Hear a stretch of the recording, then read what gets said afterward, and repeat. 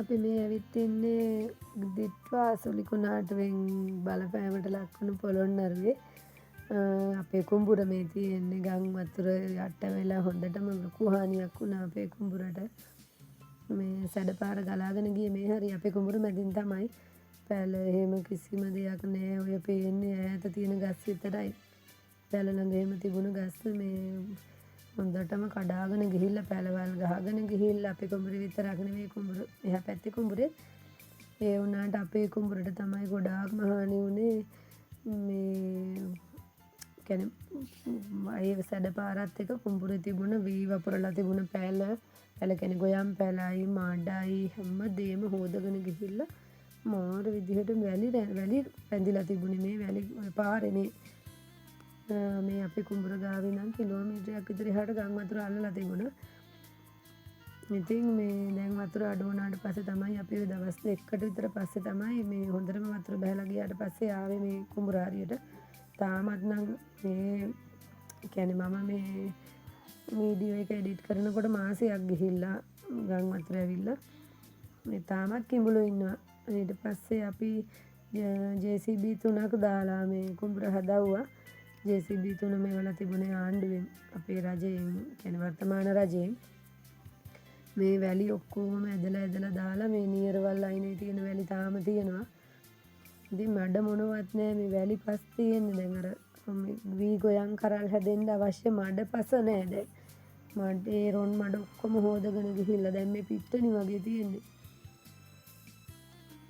ඉතින් අපි JCB ඇවිල්ලා ඉතින් පුළුවන් තරමක් හදලා දුන්න සම්පූර්ණම කුඹුර නෙවෙයි ඉතින් ටිකක් කොටසක් හදලා දුන්නේ. ඊට පස්සේ අපි ඉතින් ආයෙ නැවත මේ හාලා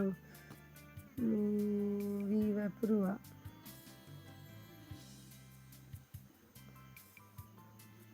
සාමාන්‍ය කුඹුරක JCB යන්න බෑ එරෙනවනේ මේ බලන්න පිට්ටනිය වගේ ඔහේ ඔය යන්නේ. මාර විදියට වැලි ගහලා තිබුණේ අපේ කුඹුර.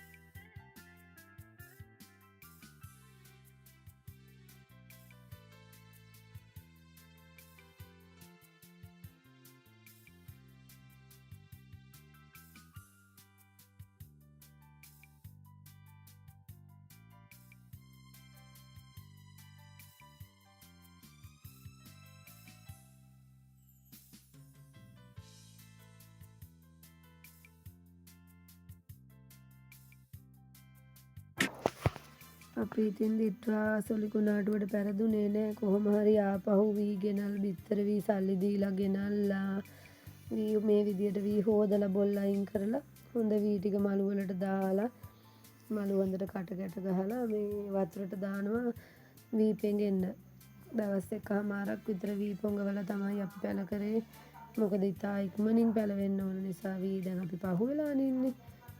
ගම් වතුරත් එක්ක අපේ කුඹුර මේ පැල ගොයන අනිත් කුඹුර වල පැල ගොයන් අපේ කුඹුර තාම වැලි අයින් කරනවා.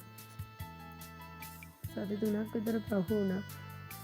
කොහොම හරි අපි ඉතින් වී පැල කරලා මට ඒ ටික වීඩියෝ කරන්නත් බැරි වුණා. මේ කුඹුර අපි හැදුවා මේ ඇලවල් කපලා වතුර බහින්න ලියද්දී වතුර බහින්න ඇලවල් කපන්න ඕන. නැත්තම් අපි ඉහින බිත්තර වී කුණු වෙනවා. කොහොම හරි ඉතින් අපි පෙරදුනේ නෑ. කොහොම හරි ජය ගත්තා.